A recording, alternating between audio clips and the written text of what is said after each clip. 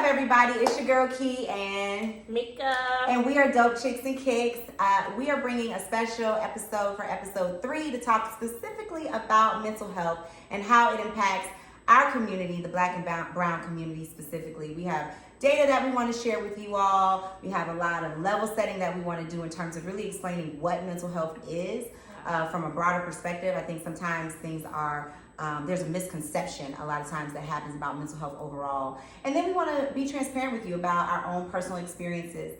We also brought a couple of special guests, both from the female community, and later on you will see some guys where we do a round table for this issue. So before we get going, let's first introduce our guests. Cheyenne. Hey guys, Cheyenne Valentine here. I'll tell you a little bit about what I do later, but let's get into these stats. Okay, Mika, if you could share maybe what is mental health? Help us understand, kind of level set so we all are on the same page. Perfect. So hi everyone, let's talk about mental health. So mental health includes our emotional, psychological, and social well-being. It affects how we think, how we feel, and how we act. It also helps determine how we handle stress related to others, as well as how we make healthy choices. Mental health is very important at every stage of life, from childhood and adolescence through adulthood. Mm-hmm. So from a statistics perspective, according to recent stats, mental health issues disproportionately affect Black men and women in the United States. Black adults are 20% more likely than white adults to report serious psychological distress, and Black women are more likely to experience major depressive episodes than women of other races and ethnicities. Black men are also likely or more likely to experience post-traumatic stress disorder, also known as PTSD, than men of other races or ethnicities. Additionally, Black Americans are more likely to experience barriers to accessing mental health care, including stigma, lack of insurance coverage, and cultural mistrust of the healthcare system. These disparities highlight the need for greater awareness, advocacy, and access to mental health resources for Black individuals in the United States. Thank you for that. That's some heavy data and some realities that I think we all need to kind of deal with. I think in our community, a lot of times, mental health is stigmatized, right? Yeah. And a lot of times we don't feel comfortable talking about things because years ago it was like, oh, if somebody has to go seek a counselor or be put on medication, they're crazy and they get ostracized. And the reality is, and I definitely think since the pandemic, the reality is we're now starting to see the importance of mental health and its impact and starting to embrace it more and embrace, seeking therapy and talking to people within our community and being transparent about what's going on in our own respective lives. So that data is definitely helpful. Cheyenne, can you tell us a little bit about your background, what you do in this mental health space? I'm going to switch up the question set just a little bit and start there, and then we'll. It's all good. So as you guys know, again, my name is Cheyenne Valentine. I'm the founder of a mental health brand called Happy Vibes Brands. I got my background in social work, where I really wanted to take the mental health lane in a different direction. So with my education, I didn't really feel like traditional social work was for me. So I created a brand that really focused on taking the stigma off of typical mental health and transitioning it into a more lighthearted thing so that it can be accessible for everyday people. So it's kind of like what you guys are doing here today, which is really dope. Oh, thank you. Dope chicks. Thank you, appreciate it. And you graduated from the illustrious Clark Atlanta University, might I add. I mean, we are going to add that part too.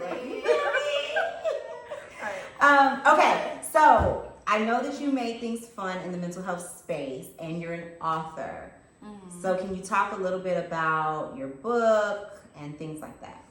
Right, so Happy Vibes brand has a number of different services and products. So our first product was actually a coloring book. More than a coloring book, this right here, it features coloring pages that are multicultural, and I'll explain what the inspiration behind that was, but also journaling and motivational quotes. The reason I created this is because I found that things like journaling, coloring, artistic, creative outlets were really helpful in the mental health space. For sure. Without feeling that heavy burden of, oh man, I need to go see a therapist. Well, if you're not ready to see a therapist, doing something like journaling, coloring, singing, dancing, those outlets are equally as effective. So I created this so that I can have that outlet for people. Now, the inspiration behind the multicultural, as you know, I lived overseas for 4 years. So I lived in China for 2 years. I lived in Kuwait for 2 years. Nice. And just seeing all those cultures and experiencing women from all over the world, I'm like, man, these women in these other cultures deal with a lot of the similar things that we deal with here in the States, women of color. And I wanted to take the time to really highlight all these women in one space. So it's really a dual purpose. You have the multicultural aspect. There's a lot of authors from all over the world inside of it, but then also you get to tap in and really, my hope is for it to speak to people, especially women from many different backgrounds, Black or brown.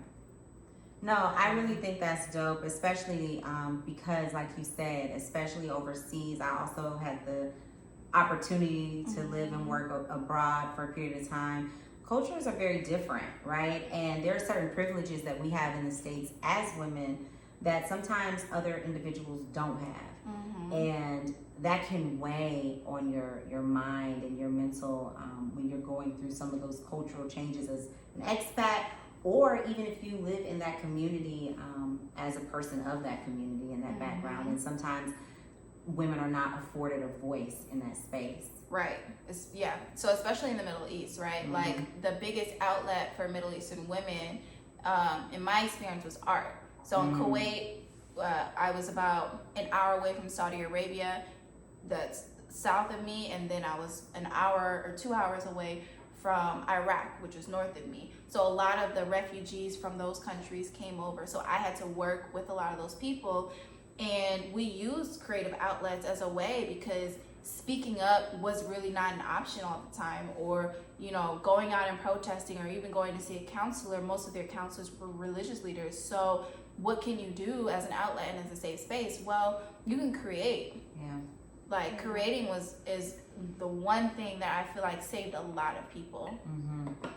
So let me ask another question, and this question really is for both of you. How have you dealt with, any mental health challenges in your life and within your space? How have you coped with it? And what challenges have you faced, should I say? And that can be in a professional capacity, that can be in a personal capacity. I think we've all probably had some challenges over the years. Mika? Yeah, I'll get started. So, in all transparency, I have battled depression, anxiety. I have dealt with perfectionism, haven't we all? grief, associated with the loss of my father at an early stage of my adolescence, right before my 18th birthday. So one of the things you talked about is writing, and I'm a writer, and so writing and journaling has been a real outlet for me in terms of dealing with my own mental health issues, and also counseling. So I did go through a lot of years of counseling, and writing was that tool for me that was most helpful in terms of being able to express myself, express the grief, the pain at each stage of whether I was going through anxiety or deep stages of depression, or from a career perspective, dealing with things like perfectionism. So I battled it. Yoga is another outlet for me. So hot yoga. I love yoga. When you're sitting in like 100+ degree heat, You get real clear, don't you?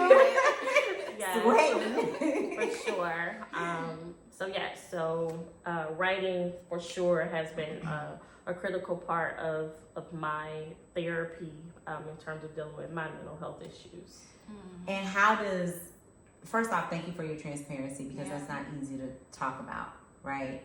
And the reality is, grief, a lot of people, you know, we talk about these 7 stages of grief or what have you, and a lot of times people think that grief ends at some time period, and grief doesn't necessarily end at some time period, you know, and there may be triggers, right? That happen. It could be the way someone smelled, or something that they did that is a fond memory, or it could be a song that you hear. Any of our senses can be triggered by something, and then we almost relive that experience, and there's a level of pain that just really never quite goes away. We just learn how to deal with it. And I think that people need to know that that's okay and that that's normal, because a lot of times we get this pressure as if we're supposed to hurry up and move on.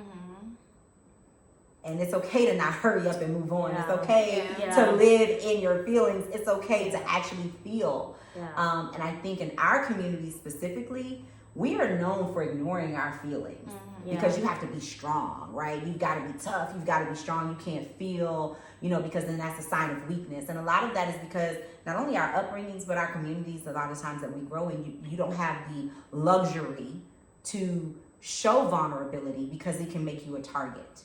So to that point of feeling, again, I lost my dad the day before my 18th birthday. That was 20 years ago. And it's probably only been 2 years that I could say that out loud without literally having a whole mental breakdown. And so that process of feeling and going through, you know, back and forth through the stages of grief is very real, but I would say it's okay. I think for me, it's just been learning to figure out how I cope and strategies for me to like cope. Especially around my birthday. So my birthday wasn't always a pleasant experience. It was, to be quite frank, the day before I would black out. But now I think I'm able to. I didn't know that. Damn. So yeah, take a sip. That's I'm sorry. That's really rough, and I can't imagine, you know, having a day that should be a celebration, but it's also a reminder of something traumatic. And that's like, there's no words for that, and there's nothing to really say or do, you know, to you can't fix that feeling that you have. But I think sharing it with people that you trust and that you care about, so that they can understand what's happening during that time period, is also really important. Because, I mean, we may not feel comfortable sharing vulnerability with the world, right? But sharing it with somebody that you trust, so that they can be there for you, or at least they can ask the right questions during that time, can make things, you know, the outcome a lot different. Can help carry the burden with you, right? I know for me, man, because I've definitely dealt with my own fair share of anxiety and depression too, and it shows up different in everybody, right? Yeah, it doesn't look the same. It never looks the same. And so a lot of times people don't recognize it because they don't know the signs or the symptoms and things like that. And I'll talk specifically about when the COVID pandemic happened. That thing took me through it. Because not only did I get COVID twice, and the first time I was pretty much on my deathbed, in and out of the hospital, couldn't breathe, didn't know what was going on with my body, lost parts of my memory at the time, short-term memory, and you know, had some neurological things going on where I had to get put on, you know, medication and kind of reset my system, right? But in addition to all of that, the strain of where I worked at that time was also additionally stressful, because I saw so many deaths, specifically in the Black and brown community, and I started to feel very hopeless. Like I couldn't help people, no matter what we were doing, working 20 hours a day, and you still struggling, right? And that starts to weigh on your spirit and weigh on your mind. So I can definitely identify with that. And then, you know, I too was working out and trying to pray, meditate, journal, talk to friends, phone a friend, things like that, because you need those outlets and support system to help you bounce back. and get back to your you. Yeah. And I think too, we evolve as people. So we're never the person we were before the incident. Yeah. We just become a new person, A new version of ourselves, and that's okay. Yeah. Yeah. I want to ask you guys one more question, and that's more so pertaining to the strong Black woman syndrome. Right, we hear about that a lot. I think we, as young Black women, we are always taught you got to be 2 steps ahead of the game, and we hear that in school, especially if you went to HBCU, and even if you didn't, if you pledged or whatever the case may be. You know, we told y'all, me and Mika are Saras. Cheyenne is a sister of mine as well. Like, we are taught, and it is ingrained in us that you always have to be 2 or more steps ahead of the game, and that you have to constantly be strong. You got to keep everything on your shoulders, hold the whole world on your shoulders. And we don't get a lot of reprieve from that, right? So talk a little bit about that. I'll add to that because, you know, I always thought that narrative was interesting because my upbringing was very, I wouldn't say different because, that, you know, we could all relate to somebody's upbringing depending on where you come from. But I didn't grow up in a Black community. My community was predominantly white. So that load was never put on me as I grew up. But then when I finally faced, you know, a lot of my, you know, Black friends and Black peers coming to Clark, I started feeling that burden. And then I started feeling like, well, because I didn't take on that burden for myself, I almost felt like my community would look at me like, well, why aren't you like strong, or why don't you have this? Like, why are you timid, or why are you so soft? Yeah. And then it almost made me feel like, well, I'm inadequate for my Black community, but I'm also not white, but I don't fit into either narrative. So I'm just like, well, I don't have strong Black woman syndrome, but I also shouldn't be shamed because I don't have that. Yeah, no, that's a good point. And I do think that's kind of again, going back to those unconscious biases that we sometimes have that are taught to us at a very young age, whether intentionally or unintentionally, because it's a part of our culture, kind of, right? And I think now, especially our generation, is starting to change the narrative by even having these conversations. Girl, 15, 20 years ago, this type of conversation, please, we would have been shamed. You hear me? They would have been like, oh, these, I ain't gonna call us that, but these chicks is crazy. And you know what I'm saying? They would have been, so. Yeah. Mika? I'll just add, like, from a different, but very similar lens, perfectionism, right? With that whole narrative is, you don't really have room for error, right?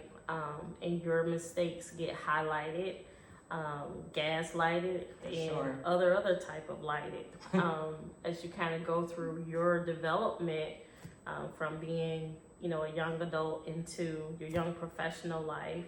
That translate into how you have to show up at work, how you have to show up in your relationships, whether they be from a friendship perspective or even from like a love perspective. It's like, who are you? You know, are you feminine? Are you masculine? Are you this or are you that? And it's like, sometimes you just get tired. You just get tired of wearing all of these masks and wearing these different hats. And the question becomes like, you know, who are you really?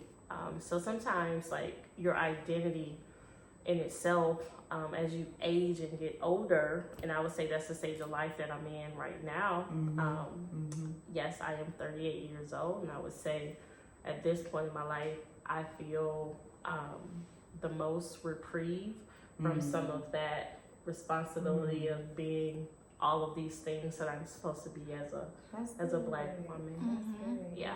Take off them take them off. Like, and I started seeing it, and in my work, when I talk to people, I'm recognizing that this is a big thing, and I realize the minute you really just start not giving a fuck, really, but really, it's like focusing on the things that really make you happy and make you feel whole. You know, we can sit and focus on everything that's wrong.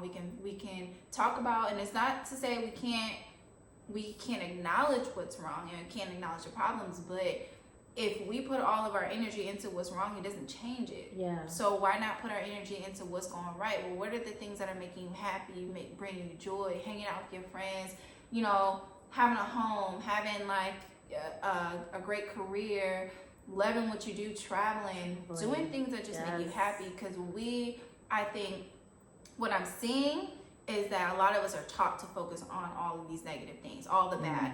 Like you could have 10 things happen in a day, 5 of them go right and 5 of them go wrong, and we'll most likely say we had a bad day because of those 5 things that went wrong. Well, actually, you could choose the glass half full or half empty, as cliche as it sounds, and really say, no, I had a good day. These things went wrong, but they don't overshadow all the good that happened today.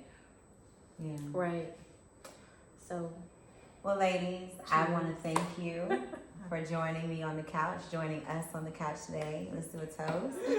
Oh, Thank you, Shy, for joining us back on the couch now that you read up your drink. For us to do a toast to women, a toast to authenticity, yeah. a toast to transparency, and a toast to mental health. Yes. Cheers to that. Who would Dope Chicks and Kicks be without a feature kick of the month? So, for the month of May, we are highlighting the SB Dunk Lows by Jarritos. Second release date is May 10th. We can't go back in time to the first release date, which was May 6th. You can get this for about $1.30 through the Sneakers app, so don't wait.